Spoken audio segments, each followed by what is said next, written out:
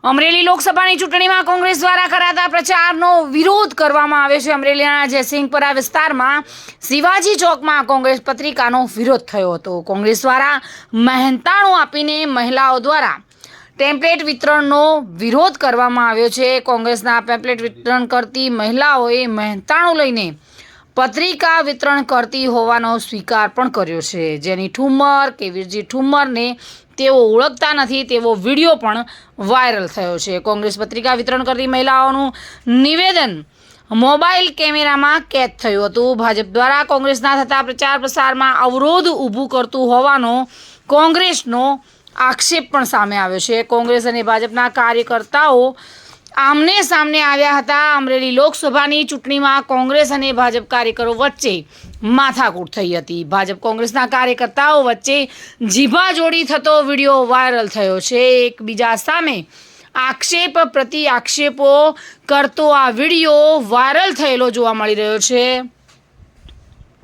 કોંગ્રેસ દ્વારા મહેનતાણું આપીને મહિલાઓ દ્વારા ટેમ્પલેટ વિતરણ કરવામાં આવતી હોય તેવો ભાજપનો આક્ષેપ છે। સામસામી એક સામસામા જીભાજોડી કરેલા વિડીયો વાયરલ થયા છે।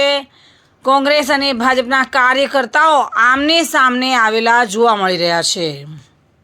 અર્જુનભાઈ સોસા, પૂર્વ જિલ્લા કોંગ્રેસ પ્રમુખ, અત્યારે હાલમાં જે ચૂંટણી લોકસભાની ચાલી રહી છે, અમારા કોંગ્રેસના લાડીલા ઉમેદવાર અને અમરેલીની દીકરી જેનીબેન ઠુમ્મર દરેક જગ્યાએ આખા લોકસભા વિસ્તારમાં દીકરીને આશીર્વાદ આપે છે, લોકો એની જીતના વધામણા કરે છે।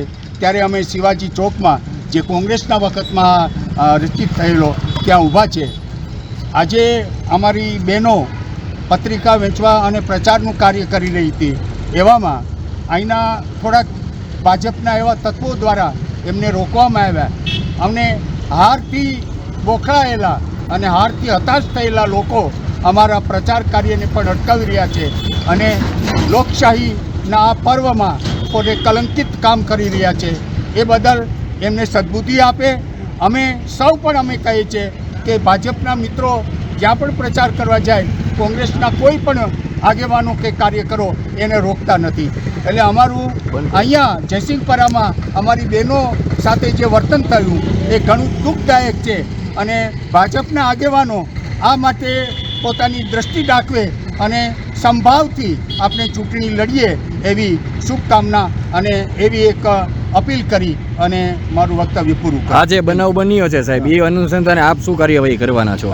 અમે કોઈ કાર્યવાહી કરવાની નથી। એમને જેને આ પ્રવૃત્તિ કરી છે એને ભગવાન સદબુદ્ધિ આપે અને બધા જ લોકોને પોતાના અધિકારોનું પાલન કરવા અને અધિકારો મેળવવાની છૂટ આપે। કોઈને અધિકારો ઉપર આપણે તરાપ ના મારીએ એવી વિનંતી છે। જી સંદીપભાઈ, આજે જે બનાવ બન્યો જયસિંહપરા શિવાજી ચોક વિશે આપ એની માહિતી આપશો? જય શ્રી રામ। આજે કોંગ્રેસના આગેવાનો અને બહારથી પૈસાથી મંગાવેલા બહેનો દ્વારા જયસિંહપરામાં જ્યારે પત્રિકાનું વિતરણ કરી રહ્યા હતા ત્યારે લોકો એને પૂછી રહ્યા હતા કે વીરજીભાઈ ઠુમ્મર જ્યારે 5 વર્ષ સાંસદ અને પહેલાં ધારાસભ્ય અમરેલીમાં રહી ગયા ત્યારે તેઓએ અમરેલીમાં જયસિંહપરામાં શું કામ કર્યું તેની એક પત્રિકા અથવા 1 રૂપિયાની ગ્રાન્ટ આપી હોય તો એની પત્રિકા તમે બનાવડાવો, એ પણ અમે તમને સાથે વેચાડાવશું।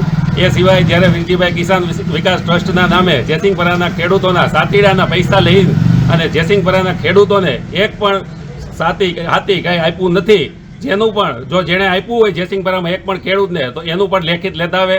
એ સિવાયના જો એ કહેતા હોય કે અમને આવી રીતે ગાળો દીધી આ દીધી, એવી કોઈ બનાવ બન્યો નથી। માત્ર ને માત્ર લોકો દ્વારા એને પૂછવામાં આવી રહ્યું છે, જયસિંહપરામાં વિરોધ થઈ રહ્યો છે કે વીરજીભાઈ સંસદ હતા ત્યારે 1 પણ રૂપિયાની ગ્રાન્ટ આપી હોય તો એનું લેખિતમાં લેતા આવે પત્રિકા, એ પણ અમે જયસિંહપરાના લોકોને વેચાવશું, સાથે પ્રચાર કરશું। આ રીતનો એને સાથ સહકાર આપી અને તેઓનો વિરોધ લોકો દ્વારા થઈ રહ્યો છે અને તેઓ હારવાના છે તે ચોક્કસ છે, એમાં કોઈ શંકાને સ્થાન નથી।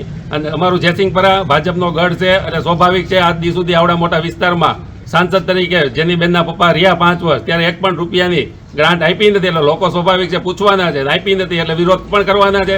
બીજું કંઈ હતું નહીં, આટલું હતું હસ્તું। જય હિન્દ, જય ભારત। અમરેલીથી મહેર ખેર સાથે bureau report, today Gujarati news.